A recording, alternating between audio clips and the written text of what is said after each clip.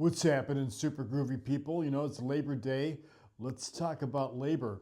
I was working on a farm when I was a kid. I got my first job where they took the taxes out when I was 11 years old. 11, 12, 1974. I worked at Cleveland Stadium from 74 to 1980. Yeah, and I've been working with my hands, working my entire life. Definitely working class guy. My mom was a nurse. My father doesn't count because he's a hippie guitar player, doing another thing, who never had a job in his life. But I have always worked. Get up early and go to work and make the magic.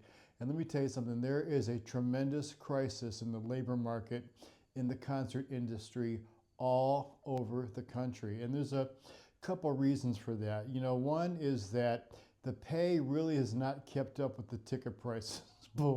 Believe me when I say that the ticket prices for events and it has gone up exponentially, and that money has not gone down to the techs. I have been fortunate enough that I came to New York in '97. I became Local 1 member in 2000.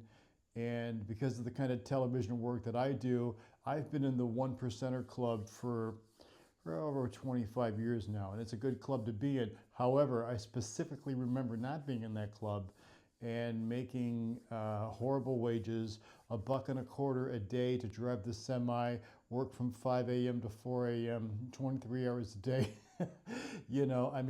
Breaking it down, just not even making minimum wage when you're looking at the hours breaking down.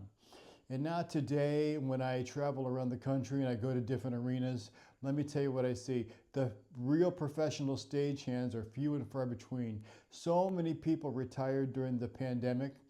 And, instead of a stagehand coming up to you, what's next, what's next, what's next, you got to go find them. You got to go find them. Real stagehands, you don't have to go look for them because they want to get this done. They want to get you in. They want to get you out of the building. They're looking for a door. But so many places we go to, that I go to, it is not that way. You got to beg these guys to work and do anything. And they're not interested in learning anything. And that's a problem. That's a problem. A lot of people my age, my generation, my Gen X, we talk about that this industry is heading for some problems with people that don't want to put in the long hours. And man, listen, and I don't blame you, but you take on a job, you take a responsibility, you should at least have some kind of interest, not only in doing it, but improving your position and just being better at what you do.